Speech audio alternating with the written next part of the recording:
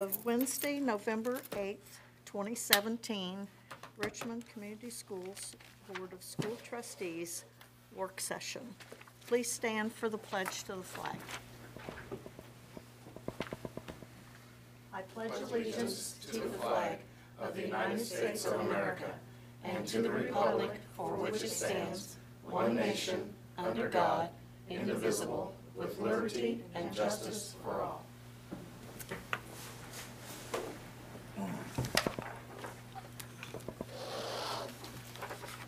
Okay, now we'll have the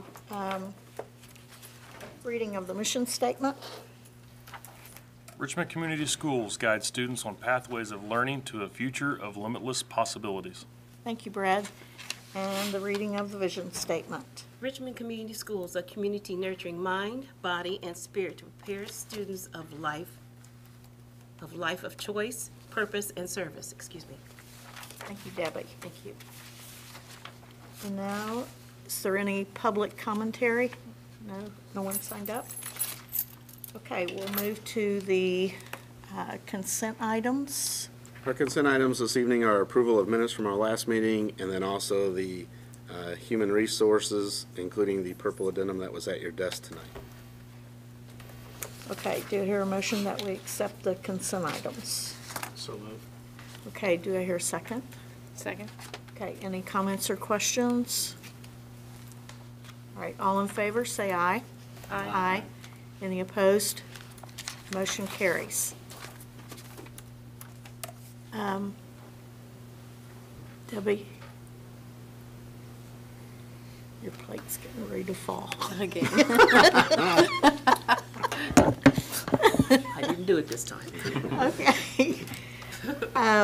2 times in a row is a streak. Next one, we'll move to action items. For our action item agenda, for our action items this evening, I would like to add one agenda item to this, which would be 5.07, and that is an easement agreement for the city. And I'm going to have Mr. Cross speak to that when we get to this point. This is information we just received within the last 24 hours, and so that's why we haven't been able to get it on the agenda or information to you, but the timing of it is critical for the city as well. So we'll speak more to that when we get to 5.07. So our first one this evening, our first action item is 5.01, and that is the second reading and adoption of 4900, the meal charge policy. And Mrs. Robinson, I'll turn that one over to you. Okay. This is the second reading and adoption, so do I hear a motion that we accept the second reading and adoption of the meals charge policy? I move that we accept this policy as presented. A second. Okay, second. Any comments or questions? All in favor, say aye. Aye. Any opposed? Motion carries. Thank you. Our next action item is 5.02, permission to advertise for the bid lighting system at Civic Hall, and I'm going to ask Mr. Tidrow to speak to this item, please. Thank you. As part of the Phase 2 enhancements at Civic Hall Performing Arts Center, I request permission to advertise for bids for upgrades and enhancements to stage lighting and associated technology. The notice to bidders will be published in the Palladium item on Friday, November 10th, 2017, and Friday, November 17th, 2017. Proof of publication will be on file in the Business Affairs Office. All bids and bid documents received will be on file in the Office of the Chief Operations Officer. This bid will be analyzed, and a recommendation will possibly be made at the December 13th, 2017 board meeting. As a recommendation, the administration recommends to the school board that they approve the advertising for bids for the upgrade and enhancements to stage lighting and associated technology at Civic Hall Performing Arts Center. Okay, do I hear a motion that we accept the permission to advertise? So move. I'll make that motion. Okay, Debbie makes the motion. Do I hear a second? Second. Okay, Suzanne seconds it. Any comments or questions? And this all is funded from the GAM Trust, correct? Correct. Okay. All in favor, say aye. Aye. Any opposed? Motion carries. Okay, our next action item this evening is 5.03, a recommendation for the data center air conditioning and generator. I'm going to ask Mr. Tidrow to speak to this as well. Thank you. Richmond Community Schools received bids for the data center air conditioning and generator project on October 31st, 2017. Proof of advertisement is available in the Office of Business Affairs. Bid packets from each of the vendors are available in the Office of Operations. The following table summarizes the RFPs. We had 3 vendors bid, Building Temperature Solutions out of Fort Wayne, I believe, Carroll Electric, which is Richmond, and the Pool Group. And I forget where they are from, but were they Fort Wayne? Okay. Base bid for building temperatures, $153,465. Carroll Electric, base bid, $153,000. The Pool Group, base bid of $218,000. And then there's a listing of the base bid option 1 and bid option 2. As a recommendation, the administration recommends that the Board of School Trustees accepts the base bid from Carroll Electric for the amount of $153,000. Okay. Do I hear a motion for the recommendation? I move to approve the recommendation of Carroll Electric. Okay. Do I hear a second? Second. Okay. Suzanne seconds it. Any comments or discussion? I do. On the base bid, there's a difference of $465, but in the bid options 1 and 2, can you speak to what those options are? Because Building Temperature Solutions is looking at $37,000 cheaper on those 2 options than Carroll. So, Right. Bid option. if those options are something we're definitely looking at doing, I mean, there's a $37,000 savings. At this point, no. I mean, bid option 1 is a secondary backup air conditioning unit for that system. And then bid option 2 is to place the generator off of the parking lot area into the grassy area. So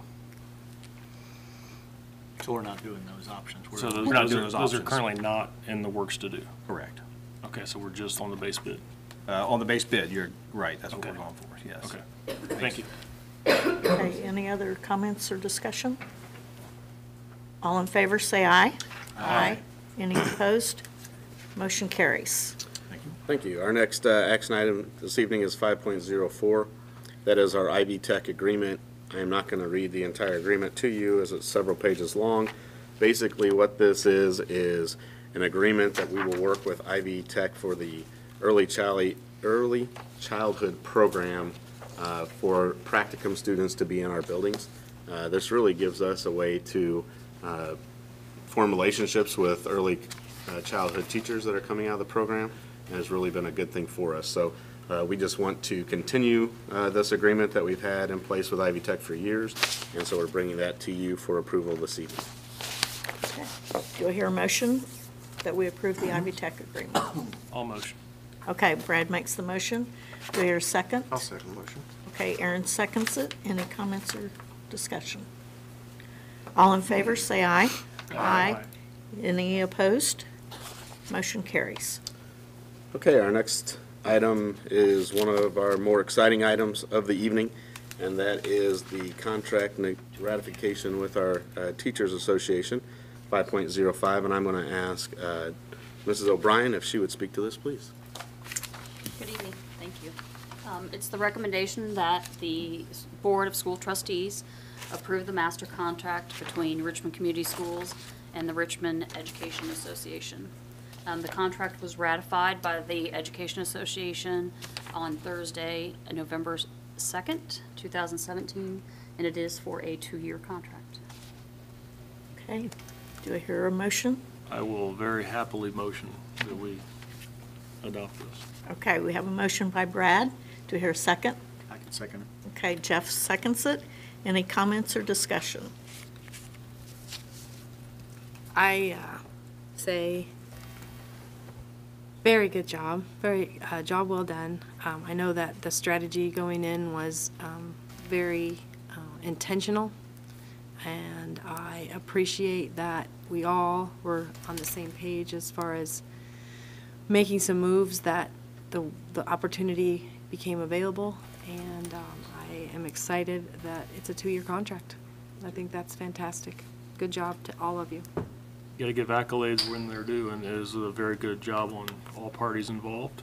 And it's a much needed contract, and it touches everybody in RCS. So very good job. And I heartily agree.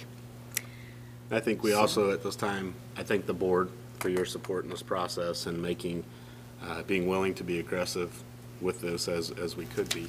But also, Ms. Kelly McDermott is in the audience tonight. We want to thank her and her bargaining team. It only took us three bargaining sessions to That's get to this also point, which is great. fantastic. And for the first time in a long time, Ms. McDermott, we settled before we went to the impasse, or before the impasse date. So we're all thrilled with that, and we appreciate their work and all of you and your support as well. All right. So the trick next time was to settle on Halloween night again? There we go. If they bring candy, we know it's going to Trick or happen. No tricks, just treats. Okay, with that said, all in favor, say aye. Aye. Any opposed? Motion carries. Woo! Good job. Okay, our next action item is also an exciting, typically in the past, this has come at the meeting following this meeting with our contract ratification with our certified staff. And tonight, we are bringing a recommendation to you, 5.06, and that is for our non-bargaining members' salary schedule. And I'm going to make this recommendation to you. So it is my recommendation to increase the pay rate for the job coach positions ESE1, ESE1/general maintenance, ESE2, ESE3, ESE3A, cafeteria workers, food service worker, kitchen transportation, kitchen checkers, assistant cooks, and substitute teachers. I also recommend reassigning the position of benefit package for the supervisor of custodial services to exempt working supervisor, and reassign a position of the benefit package of ESE1 to exempt assistant supervisor for custodial services. Salary schedules for non-contractual staff not specified above will increase by 2%. Salary schedules for non-certified contractual staff not specified above will increase by 2% as well. Administrators will follow the compensation factors established for teachers, and the classified contract and administrator staff salary increases will be retroactive to the beginning of the 2017-18 contracts. Changes to the non-contractual hourly employees rate will be effective November 28th, 2017. One more thing that I want to say, and part of the reason why I wanted to read all of that is because we are trying to really address some of the needs and positions that we have here in our corporation to increase those positions and to take care of our people as well. So with that being said, it is my recommendation that the Board of School Trustees approves the salary schedule and increases and the benefit package update for the above employee groups as presented. Do I hear a motion? I will make that motion for those salary increases as presented. Okay, Suzanne makes the motion. Second? Aaron seconds it. Any comments or discussion? Again, the proactivity of this, I appreciate so much because you all were thinking about this all the way through, and I appreciate that. It's never an afterthought, ever, but it's sometimes very easy to get wrapped up in the negotiations and then sort of save this for last, and I just appreciate that. That was all part of the package. It was good, So, good job. This is a big thank you to the members of our team that normally don't get the thanks. And this goes a long way with them also. And my position, as all of you know, since I started this position, has been that we do something for all of our groups, and I appreciate the board's support in that area. I think it's critical that we look at everybody and work together Absolutely. to make it as good as we can for them. Okay. All in favor, say aye. Aye. Any opposed? Motion carries. Okay, 5.07 is our additional item this evening, and that is an easement agreement. And I'm going to ask Mr. Cross if he would speak to this action item, please. Certainly.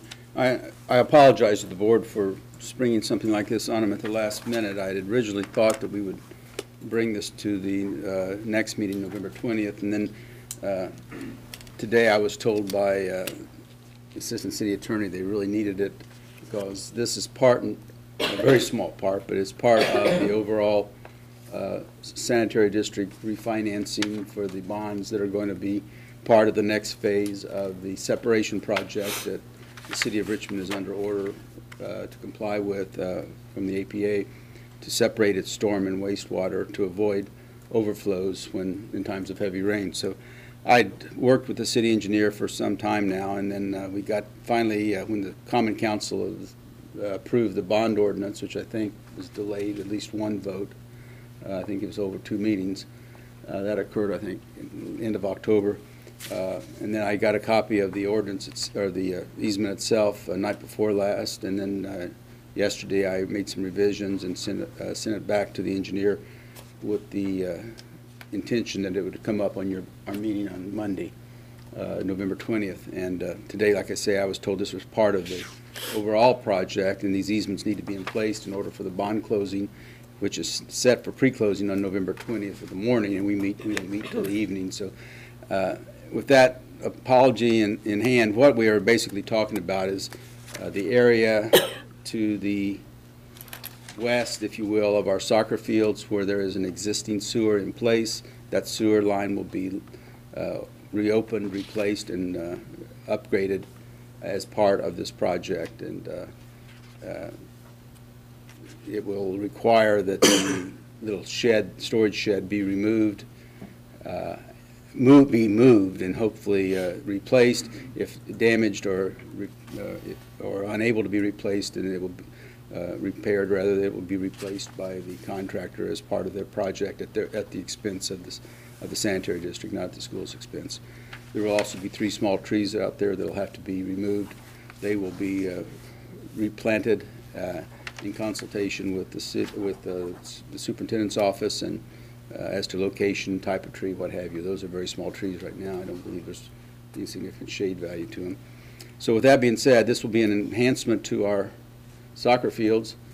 I think your packet should have included some photos that the city engineer's office took showing some overflow situations that they expect to be remedied by the new this part of the new project. And beyond that, I really don't have much information or knowledge other than to indicate that after a site inspection and reviewing of the superintendent, we see no reason why this easement should not be granted. All property owners along the way have agreed. No compensation has been paid to any of them because it is replacing and upgrading an existing sewer facility. With one exception, I think there was a lady, a property owner who did not have any sewer at the time, so they were getting a new installation, and so there was a modest amount of compensation paid that property owner, but essentially none has been paid. And again, it's part of the overall sanitary district upgrade that I think you've read about, and it's going to result in rate increases for the payers, but that's unavoidable under the terms of the consent decree that the city entered into several years ago.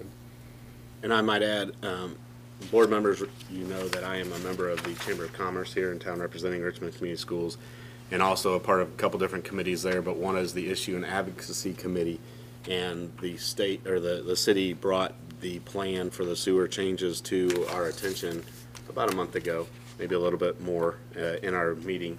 And one of the things they talked about was the fact that our practice fields located out by the state hospital, when there was severe flooding, that was sewage that could possibly back up on that, and it was a cause for concern to me. So the fact that this is going to address that, not that that happens on a regular basis, but there is a possibility that it could, I think is a very good thing for us, and the improvements will be, we're thankful that they will be made. The 50-foot easement exists now, right? You beg your pardon? The 50-foot easement exists now? No, actually, it's not documented because apparently the city, or the state hospital did not enter into one when this original easement was built, God knows when. So it exists by prescription, I'm sure, but this will identify it, mark it, and basically, it'll make it a matter of public record. Ron, it looks like it goes right through the entrance to the parking lot there, which is in terrible condition. Off of Indiana Avenue. It will be close to it. I'm not sure it makes it there or not, but you're right. I went there today and it's in terrible condition. I don't know if they can the city can actually do a true curb cut, and I mean, it'd be nice if they're gonna, even if they're moving their trucks up and down there to park, they're gonna tear it up. And, Well, there's a general obligation of restoration of the premises to their condition pre-project. That's a general obligation. So the devil will be in those details, obviously. As far as a curb cut goes, I mean, there is no curbing there. That part of Indiana Avenue is just Pavement just basically a crumbles. road, but there is much opportunity for improvement of that driveway. I certainly agree with you there. but I guess I I would just almost couldn't get advocate out today and something can reverse. be done. Especially after this weekend's rain. Yeah, And Sunday the, night. the shed, will it be able to be put back on the easement when it's all done, or will that be Yes, it? yeah. Okay. In fact, I mean, I couldn't tell if the shed is intended to be portable or not. It looks It like is. that's what I thought. It looks like its age is such that that intention may or may not be successfully realized. I know the guy who built it. Yeah, it's portable. Okay, so their intent is to move it off, do the work, move it back on. With this- Again, if there's John, any were you damage. gonna comment on the that'll be there. craftsmanship of that shed? It may, Maybe the age more than the craftsmanship, yeah. and the shed, Good pressure washer would do it. Good, it's a little rough. it'd do it some justice. The driveway, I mean, if there's any way to, I mean, if they leave it in the condition they found it, then that really doesn't serve us. I mean, it'd be nice if they're gonna tear it up, if we could at least, Well, if there's any damage done, hopefully that'll be an opportunity for some improvement, but if it's that bad, and it is, as I saw today, then it's something we probably ought to give our own attention to. They'll have to repair it, because when they dig that hole, it's gonna be gone anyway, so. With this process taking however long it takes, what will happen when the students need to use that part of the land and they're not gonna, I mean, Well, it'll have what's to be, the process? usage will have to be coordinated. Obviously, there'll be a period of time when the facilities will be of limited availability because of equipment being in the area, and it's not that the site is large for the soccer field, Right. but you know, when you have parents and everybody else there, it gets to be pretty compressed pretty quickly. So that's going to be a coordination issue, and I don't expect the time for this short run to be that great. We don't know when it's going to be. The engineer thought it'd be toward the end of the 2-year cycle they expect the entire project to take, but there will be coordination in contact with the schools. And IU East also uses Thank you. that facility, Currently, they do. or they did this past season. actually. Right. And that's a year-to-year arrangement with them, but we'll work through all of that. I think that's a good arrangement. Thank you. Good. Okay, so all the action items. You have to vote. Oh, sorry. Lost my train of thought. All right, do I hear a motion that we approve the, what's this called? grant of easement. Grant, okay. All motion? All right, do I hear a second? I'll second. All right, any comments or discussion? All in favor, say aye. Aye. Any opposed? Motion carries. Just grab 2 executed copies. Give me a call. I'll pick them up tomorrow. And now we're ready for our work session. Okay, our work session this evening is going to be a budget discussion and include several different topics. And this time I'm going to ask Mrs. Scalf if she would go ahead and begin with this portion of our meeting. Okay, so I'm going to refer a little bit to your board update where I gave you a concise version of some things that we've discussed in past meetings. And first and foremost of those was the bus replacement plan. Originally, this work session was designed to discuss that plan in length. And having attended a meeting on Friday with the Department of Local Government and Finance, I am going to request that we delay that conversation until first we have a budget. That would be early next year, January, early February. And then what I know is that we will have to have a lot of discussion throughout the spring. So, and I will tell you why, because what I would like to do tonight is be able to update you on the status of HEA 1009, which is a House bill that was passed by the governor last year that redefines school budgets. And what it will do is provide us now, rather than having the general fund, the CPF fund, transportation fund, bus replacement fund, it's going to take all of those and make them 2 funds. And you're going to have an education fund for anything that is to do with the education of a student. And then you're going to have an operations fund, which will include the bus replacement, transportation, and capital funds, as well as a portion of what used to be the general fund. Likely your custodial areas, your other administrative things that may not directly impact a classroom. They are even determining some of the district-wide duties on whether they'll be operational or whether they will be educational. So it's an interesting concept that is intended to provide flexibility to schools so that those with cash balances in some funds, and it may not be in other funds, can utilize some of that to make some things happen when they need to. Now, with the caveat, I learned that they don't quite know what that will look like all the way through yet. So, what I heard, the director of the commissioner of the Department of Local Government Finance was there, along with his deputy commissioner, and they provided a small scope to us of what really this is going to mean. And first and foremost, it's going to mean a complete overhaul of the budget forms. So when we go to approve budgets next year, it's going to be completely different than what you know. They are hoping to keep it very similar, but they are discussing a revamp. And I know you guys don't actually prep the budget forms, but they're very old. And they date, I think they said, to the 50s, most of them. And so it's a good thing, I think, that they're actually looking to make those forms better and not necessarily more friendly, but more transparent, more easy to read for everyone. And that's always a good thing in my book. So that's the first thing. The second thing is that they are working on how to make this happen, because the expectation will be that all of your revenue from the basic grant is still going to be deposited into that education fund. And what we know is if we are pulling costs out of that fund and moving them to operations, those costs have to have some revenue to go with them, because otherwise those funds are just in worse shape, especially if you have circuit breakers, than they would have been before. So they're looking at how the transfer process would work. Right now we only transfer about once a year unless there are some special circumstances. Just from what I can gather and see, I would expect monthly transfers to be necessary in order to meet those cash demands that the costs associated with moving that will be. Now, you're talking about transfers between both, just back and forth between these two funds? Probably just from the education fund to the operation fund. That's what I would see happening.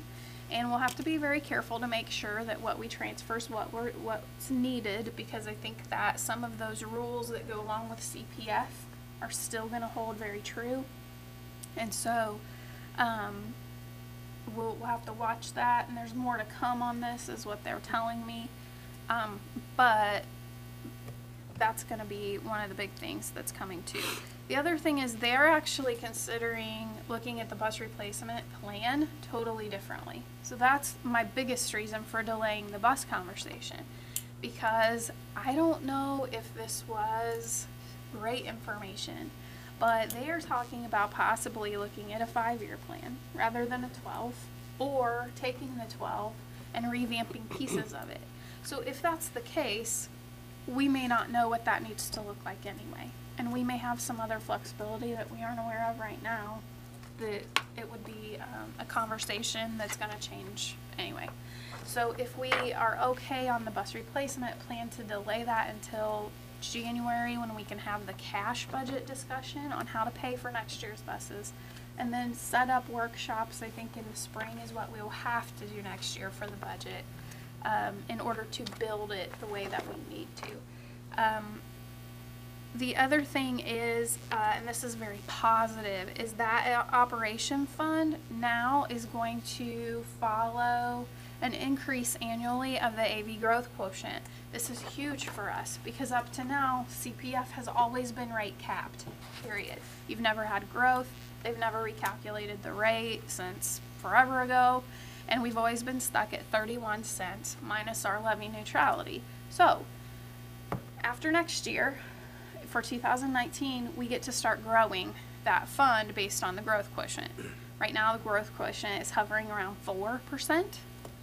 And to me, any addition is great because it's not ever been there before.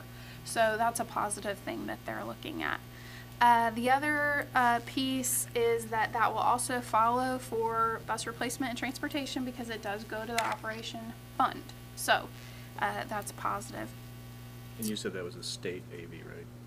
That is a state growth quotient. It's there's a whole bunch of factors that I used to know a lot better than I do now. It's a running average of non-farm income over a 5-year period weighted. Yes. It is whatever the DLGF says it is, because no one can Yes. replicate it. That is correct. You guys need to bring pictures. I'm not even sure I could because I'm not even sure they could do pictures. Okay. The fund changes, is that optional or? No, Okay. it is mandatory. So we don't have a choice in this matter. The other thing that I just wanted to let you know about bus replacement, I have already enlisted the help of Student Transit to start looking at our options as far as types of buses, whether that's fuel source, economy, looking at different options for that, what our routes might need, whether we'll need some special service buses that look a little bit different than what we have now, what would help us run more efficiently. As we have that conversation, I really want to have that conversation because they are on our roads every day and they may even have capital needs that would greatly improve the life of our buses. So I wouldn't be shocked by that. But I have enlisted their help to get that going. So I think there are some exciting things ahead. I've done taxation in local government for a really long time. This is the biggest thing that I've personally seen, and I think that the state has seen in a long time. It has very positive hope for the future. Now, whether it looks like that in the end, I don't know, but I was very impressed by the information that we were provided, and they are being very careful and very thorough in their questions to us on what we need that to look like. I am extremely happy with the fact that the organization that a number of us belong to is the Indiana Association of School Business Officials, and we were actually asked to the table with State Board of Accounts, Department of Education, and Department of Local Government Finance to work through the measures of this bill. So the people at that table are a wealth of knowledge and they are doing it the right way. So I'm very excited to see what that looks like. A little nervous like everybody else, but I think that we're gonna see some things that we can work with. We may have to work some bugs out, but that we can work with. The other thing I wanted to touch base on is, as a part of the operations, we know controlled projects, or what we call renovations, or big construction projects are all a part of that operations fund. And they went over some changes to the law. I think they came into effect this year. They may have been passed just early on in the season. But they're positive changes for everybody. So currently, the limit is $2 million for a controlled project, and you know if you go over $2 million, you have to go to a petition remonstrance or a referendum process. That has been changed. So if a project is adopted or passed by the board in 2018, that limit has been raised to $5 million. If it's passed after 2018, that project now follows the growth quotient, so you get $5 million times the growth quotient, or 1% of your gross AV times a factor times the growth quotient. So they made it easier then. It's more Well, simple. that always existed without the growth quotient. That was never easy. Well, they're just trying to provide some room for growth. They are, yes. And that is huge, I think, for schools where, $1 million goes like that. Just, so, positive things there. Knowing we have to have conversation in the future as Fanning and Howie start wrapping their work up, I would like the board to consider possibly some training and some education on debt and controlled projects. I think it would help everyone. I know personally this is my first project on my own. When it comes to this, I have seen them in action, but I've never actually been the one to be that point person on the financial end. So what I'm gonna ask is if the board would consider possibly having an executive session where Jane Herndon from Ice Miller, who is our bond counselor, she's worked with us since, I don't even know when was the start, because everything I've looked at in, gosh, quite a while has her name on it. So she's familiar with how we do business. She's familiar with our record. She's familiar with our debt history. But she also does a lot of presentations at events that we're at. And she is the go-to on explaining how this all works. I've seen a presentation or two that she's done just on basic fundamentals of this. And it really is so helpful and very basic and easily understood considering the magnitude of the topic at hand. So, if that would be possible, I would love to get in touch with her if the board could consider and let us know what a good time frame is for you. I would look at maybe January, February at the latest in order to meet some timelines. And I'll go through those very simply. Projects have to be determined before you can go really any farther with debt issuance or anything like that, because you have to know what you want to do. And Jane will be the first to tell you that because she's told me that a million times. But what we need to understand is that in 2020, we will only have a half year of debt. So that means that our tax rate will not be at max levy at that time. We have options at that point in time. One, we could let it drop off. Two, we could let it stay the same, which continues our max levy. We don't lose anything in the taxation process. It's my recommendation that we at least keep it the same, because it is a burden on the taxpayers when you drop it and have to add back. It's also very difficult to add back because there are ways that the taxation process doesn't always give you your max levy back. And that's just the nature of the way that it is. So anytime you can just maintain a steady levy, it's always better for your group, for a number of areas in the group. So when we do that, we have to consider the timing in which all of that has to happen for 2020. And you have to have all of your debt in place no later than June 30th of 2019 to write your budget for 2020.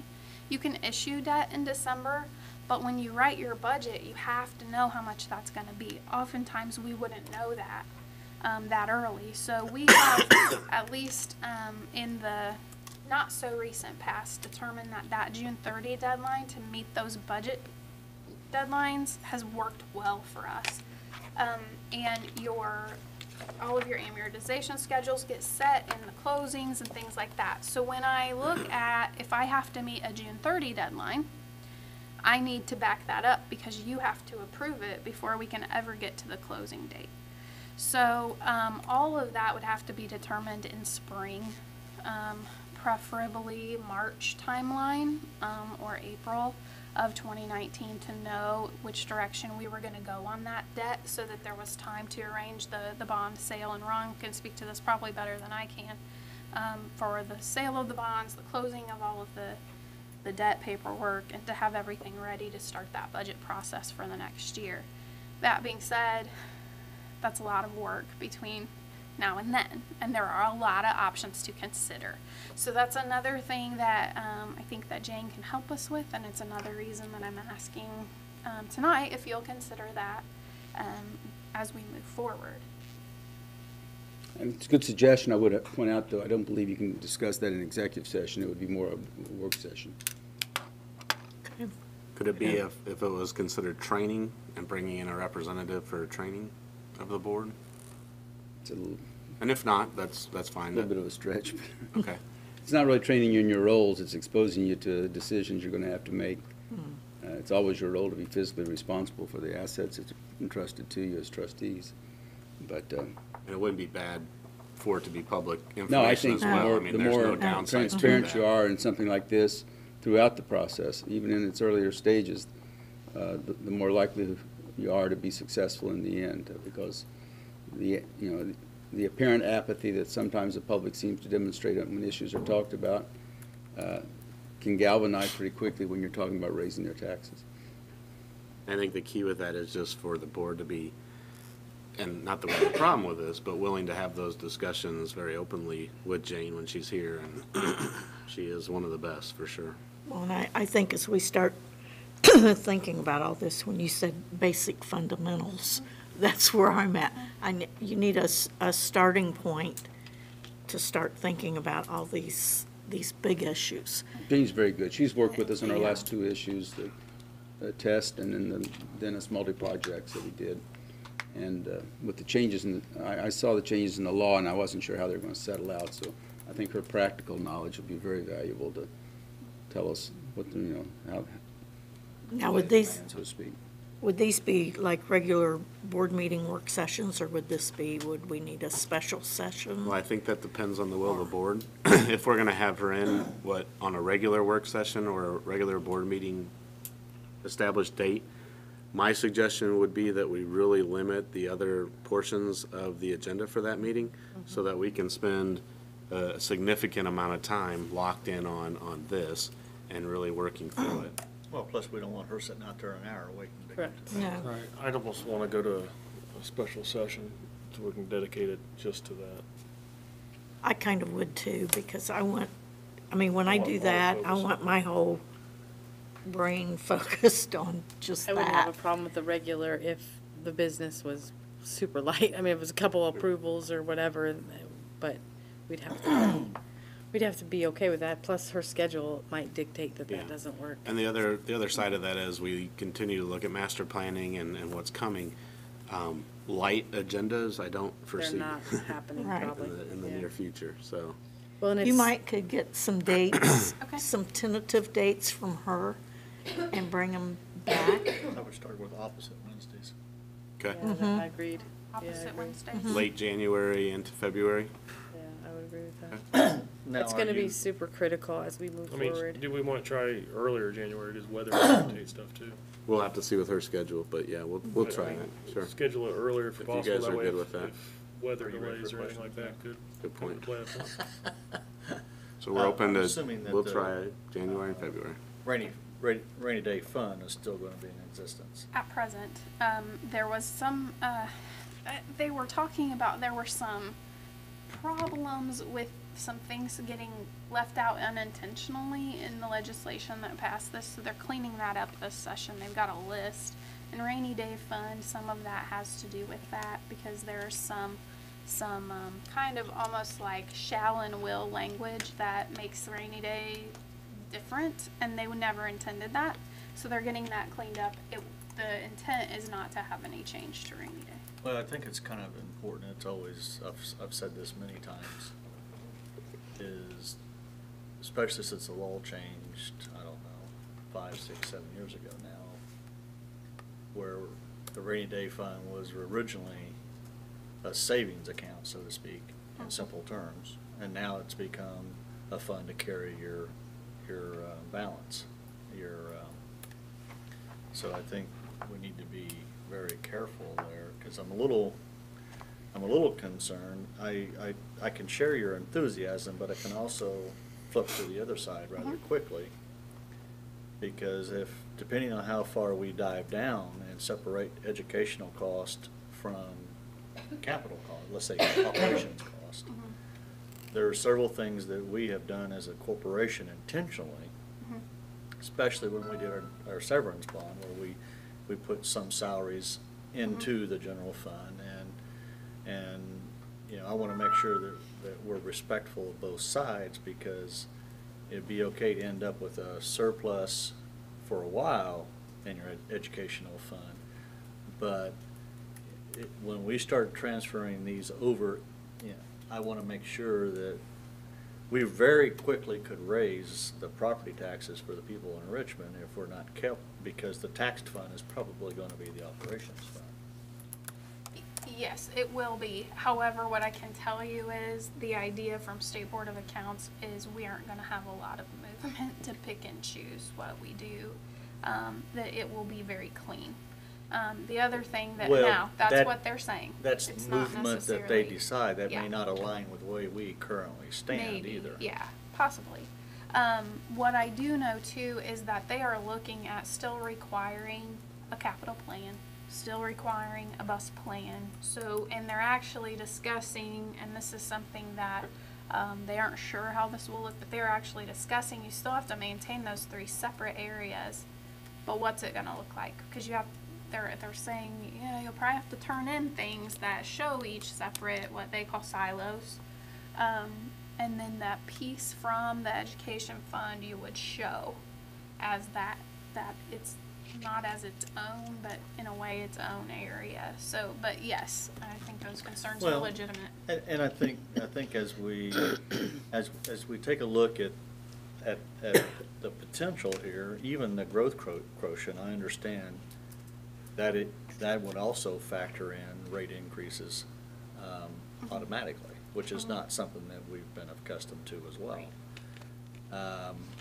So I am a little concerned of the timing of our master plan. If we have any recommendations come forward, and the timing of both of these things could be almost simultaneously. So I guess we talk about Ice Miller and the debt and control projects and all that, but I hope that I'd like to have the board stay apprised of the council on how we're separating those funds. Because it could be very positive, but if it's not done right, it could also be very I devastating. agree, and I think So do I. they are Very concerned. they are planning some budget workshops for us in the spring. And then what I would like to do here is hold budget workshops as we plan, because if we have to rethink things, that's something that, the budget is your role. And that's something that, you know, as we look, we're gonna be mapping for the future till we don't know when. And so we need to be very Well, I think cognizant of what that should look like. one of the processes I think that might help, and whether we do that as a whole board or not ever, I really don't want to use the term finance committee, but it would be nice to have at least some of the board members follow through the process as this operational and educational fund is developed. It would be nice to have several of us, if not all of us, That's where your budget workshops would come in big time, I come, think. you know, along the way as well. I think it's gonna be crucial for us to understand how this taxing, because we're talking about taxing in 2 years now. It's gonna be crucial for us to understand that, because what we don't wanna do is go through all of the work and have this referendum come forward to the board to say, okay, we've got a X dollar plan that we want to approve, spend all the time and energy, and all of a sudden, we not have the support that you need to pass it. So, I mean, it's exciting, but I also can see. More nerve-wracking than exciting. Or Yeah, maybe I'm sitting here 50-50. thinking, ooh, this is a good way for the state to lighten their pocketbook and pass it on to the taxpayers. Yes, except our max levy doesn't change. So there are still controls as far as the whole calculation of the taxes happen. Yeah, but, you know, that- they've been on hit, that. I don't mean to override you, but I mean, they've been hit hard about the circuit breaker, they've been hit hard about the, you know, just the simple transference of utilities over, you know, that's been in place so long, they don't even know how to get rid of that. That's $1 million that would come right out of our capital projects, so. Definitely, one of the concerns that was voiced by the superintendent's organization and the business association was that with the impacts of tax caps and the other impacts where we continue to go back and to the state and say, you know, we've got to have help in these areas, that when they open this up, this flexibility, and they can say, we gave you the flexibility, and then kind of remove themselves from the picture. Right. And so with with the IASBO being a part of the table and having those very concentrated discussions where they actually were calling the head of IASBO that when they were passing it on the floor, I took it as a real positive sign. I'm still cautiously taking that as a positive sign because, like you, there is that concern for sure. Yeah, so I just, what we can do, you know, if there's ways that, you know, we can't be at your level, but we need to understand. Because one of the things that Richmond schools can, I think we can tout and we can yell from the loudest rooftop. Absolutely. Is our tax rate is awesome. We've done Stayed a great consistent. job overall in management of our finances. And, you know, I don't want being yelled at like Centerville school system because their tax rate's through the roof. I don't either. So, I was at the courthouse. Here, here. You're I right. appreciate the proactivity of the idea of bringing her in and helping us understand those options and then keeping us up as these other things develop because, as Jeff said, it's going to be critical. The timing, in a way, is perfect, except for that it's chaotic feeling. And realistically, I think Suzanne's a great point with master planning. Master planning isn't simply about do we close buildings. Master planning is how do we make sure that when we come to the end of our debt, that we're ready to take on the next set Absolutely. of projects. And how do we position ourselves to take on what needs to happen at the high school to get it up to Right. date with where it needs to be. So, you know, that's a big part, the master planning piece with this challenge now of Right. how the funding is shifting really fits in perfect with, as we move forward, how do we make all that happen? Right, well, and as Jeff said, this district has, for lots of years, done a really good job about being proactive in that regard and keeping that tax rate low and consistent. Absolutely. And in order to do that, the timing is critical, so I do appreciate that. Ron? I'll spare you my diatribe about the lack of we thank historical you. perspective of our legislature in Oh, enacting right. the tax cap as a constitutional amendment. But I think the points that Jeff makes are very valid, and I think it's imperative that you folks be as knowledgeable as you can be beyond cocktail knowledge of this process. It is a complex one. And furthermore, I would reiterate what we said earlier. It's equally important, if not paramount of importance, that this whole process be transparent and understood by the public so that there is some confidence in whatever result is forthcoming. Agreed. Okay. Anything else? So I will get in touch with Jane. I will get some dates out Okay. to you, Dixie, and then you can plan from there. All right, All right, and I will keep you updated as I know more. all right, thank you, Karen. And like I said, bring pictures next time. Okay. We're ready for board reports and old business. And, So executive session time is on the agenda for this, and I'm going to turn it over to Mrs. Robinson for the discussion with this one statement first. Obviously, there are times where, like for instance this evening, where the information that you receive is critical to happening beforehand, but I'm going to leave it with that and let you guys continue that conversation. okay. And just to refresh everybody, when we moved our board meetings used to be at 6:30. We moved them back to 5:30 because of our teachers and students. That way they didn't have that big gap of time in between their day job and a board meeting if they were coming to present or students were here to be honored or whatever. So we moved it back to 5:30. And when we moved it back to 5:30, we agreed that we would have the executive sessions afterward because of people at work. For somebody like me, it doesn't affect me at all. I don't care which way we go with it. But I know there's others that it does affect. So it's, we need to talk about, since we have had to have several before the board meeting, like tonight we had to, but there were some others we didn't have to. So we need to talk about if you would want to move the board meetings back later, like 6 or 6:30 again, to accommodate executive sessions if we have to have them before board meetings, or I don't know how you want to do it. And like I said, for me, it doesn't affect me, but I know it affects others. With seeing the potential topics coming up here in the next several months, I have a feeling the shorter board meetings are going to be rare.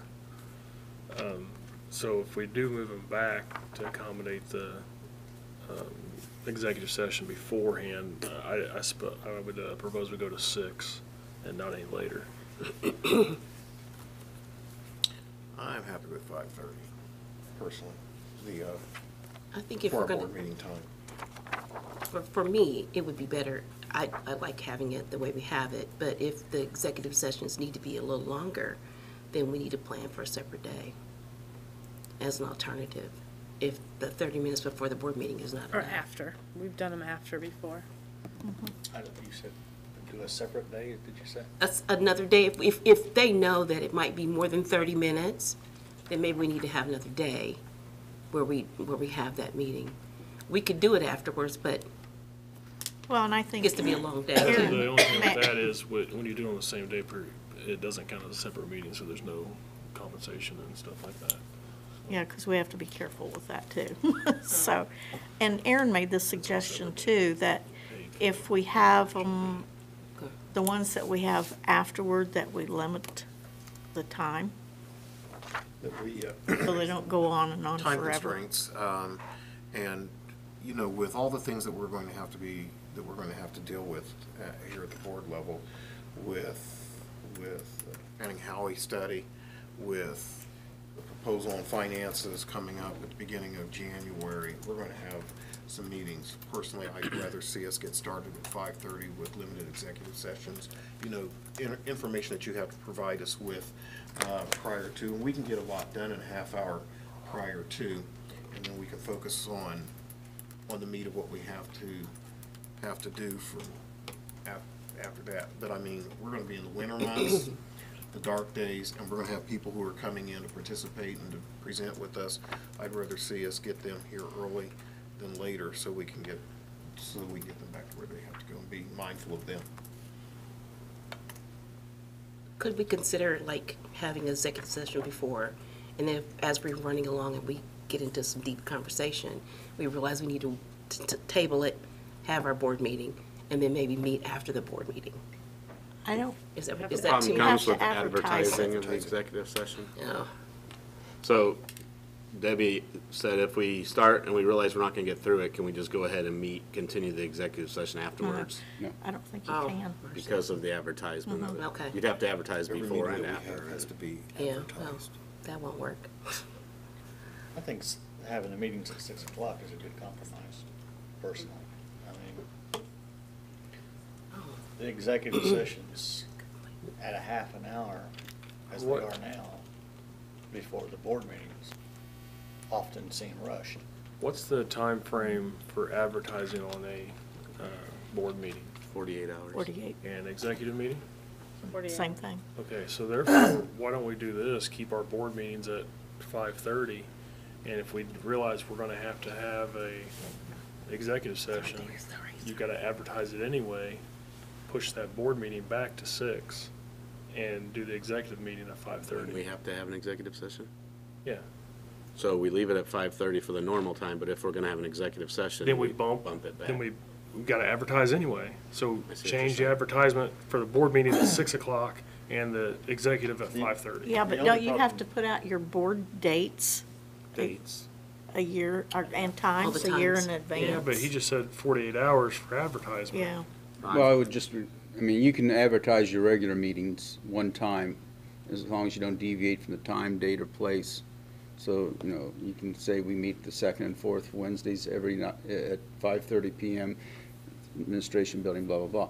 And you can do that at the start of the year, and then you only have to advertise deviations. So that would be done, and then as Brad has pointed out, if you see you're gonna have a deviation, you have your 48 hours, then you can advertise the executive session at 5:30, and also in that advertisement indicate that the public meeting formerly scheduled for 6 o'clock will be held immediately following the executive session at approximately 6 o'clock or 6:15. And that would comply. Current practice is we advertise every meeting 48 hours. Right, so, I mean, that, since we're advertising anyway, I mean, how much more work is it to?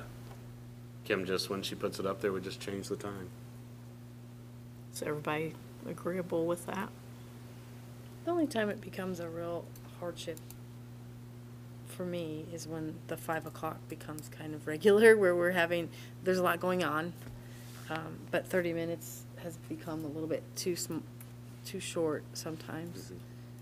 Afterwards, as long as the meetings aren't super long, isn't horrible. But remember, well, I don't know how many, Aaron, you have to remember marathon meetings and then having an executive session after, and it's really hard to be productive, I guess, at that point, if you really need some brain power. So I could live with, the deviation idea. I could live with 6 o'clock. If we get, I think It the started argument too much we had later. last time on doing the different time schedule, we discussed it, was the fact that, did you want people just accustomed to the board meeting was always at the same time all the time? and, I mean, obviously, we don't get a huge turnout on a regular basis, and if we had something special that would be, I don't know that that's a deal breaker, but we did talk about that a lot, but our audience is, When we do hold the exec John? sessions at 5, I think he did. John did weigh in on that? I don't know. Okay. when we do hold the exec sessions at 5, it makes it difficult for some people to get here because of work issues and things like that. That was a little hard for me. For sure. So, if we do the 5:30, kind of standard for the board meeting, if an exec session comes in, we have to advertise anyway, move it back to 6, but exec at 5:30. Then your executive But- session is still gonna be at 5 because 30 minutes isn't long enough. We just said that. So that doesn't why- really change anything. Let me finish, please. And when we get a topic where we know that 30 minutes is gonna be, like if it's a personnel issue or something like that, where we know we're gonna get through it quick, do it at 5:30, as long as the 5's not the norm. Does that make sense? I have something kind of radical. What if we say, we're going to have an executive session, a board meeting, with a possibility of having an executive session afterwards when we advertise it? The problem is we have to advertise the reason. Oh, Yeah. So there's only, I don't know, around Okay. how many are on the list of reasons you can have? A bunch.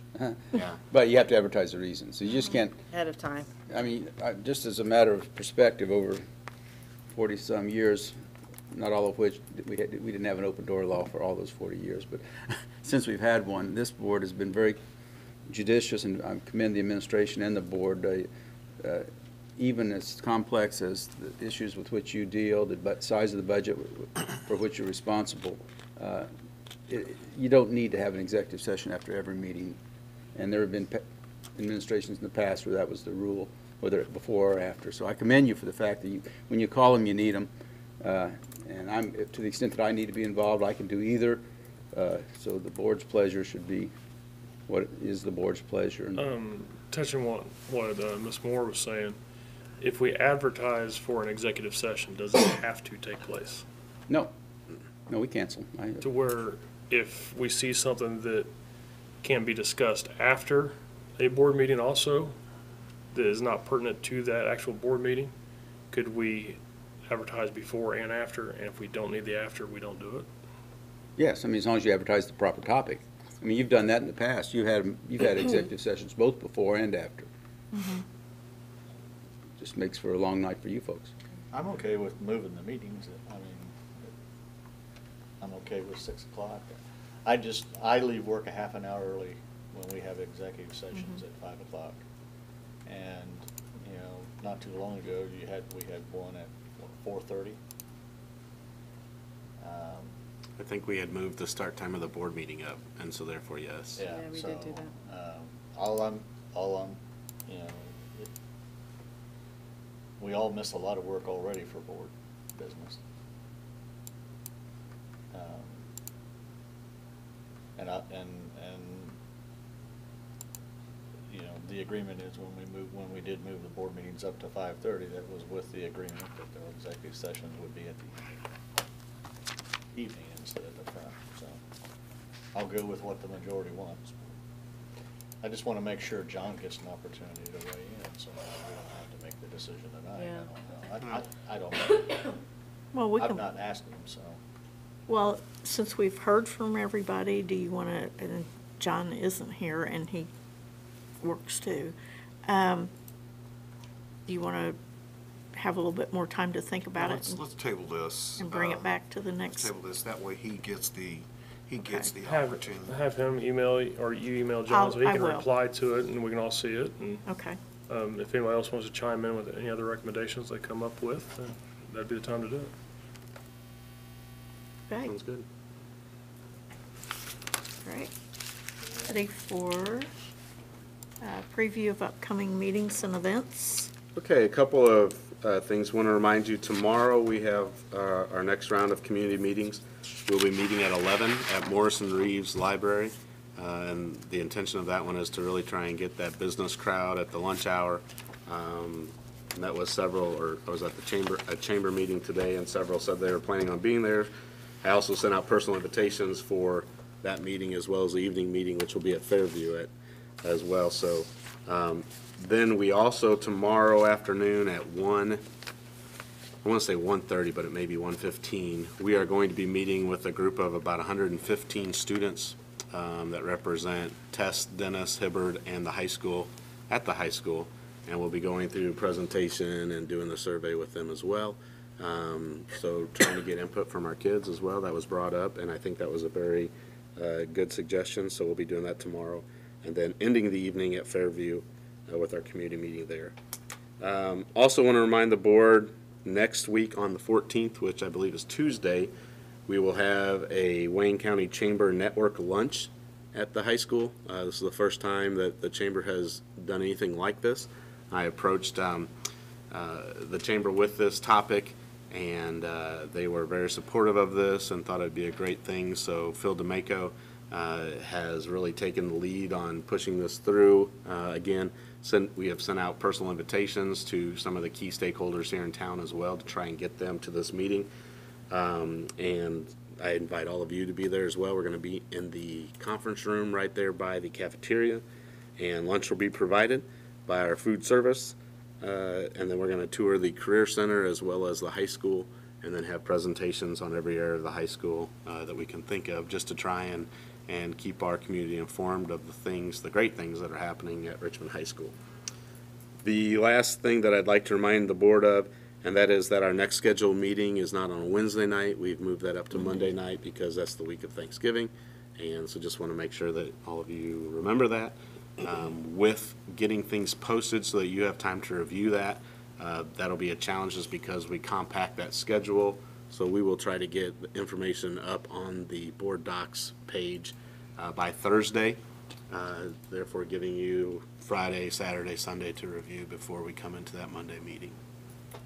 Well, and I just want to commend you for having the chamber meeting at the high school, because I think that's just an absolutely great way to get the community into our buildings and see what our teachers and our students are doing, which if you do walkthroughs, it's pretty awesome. It is very awesome. So, okay. Press conference, any questions? None? Okay, then the bell ringer. Oh, sorry. I'm sorry. I know it's not standard procedure, but do you mind if I approach? Okay. And I apologize for interrupting the normal flow of the work session, but I did not want to speak at the public commentary at the beginning because, of course, I didn't know the outcome of your vote on the contract ratification, but I did want to say thank you to the board for approving that contract, and especially to the RCS team. I was thinking as I was sitting here, I've been through 10 bargaining sessions now for 10 years, and we did have 3 sessions, and I found that they were all valuable, but honestly, the Halloween session was, for whatever reason, was particularly valuable. It was much more open, collaborative, honest, frank discussions, and it was a very positive night, I think, for everybody. So I just wanted to make sure that I had an opportunity to say thank you to Mr. Terrell and the RCS team, but also to the board for the contract approval this evening. So thank you. Thank you, Hey, Kelly. thank you, Kelly. Which leads well into the final bell ringer, and that is just to celebrate again. I know we've already spoken about it, but the contract with the teachers, and then also with the things we're able to do for the rest of our employees as well. Just really excited about being able to, while we'd all wish it was more, being able to do some really good things for our people. So thank you to all of the board members for being diligent in that matter, and for our teams as we continue to move forward. Okay, meeting adjourned.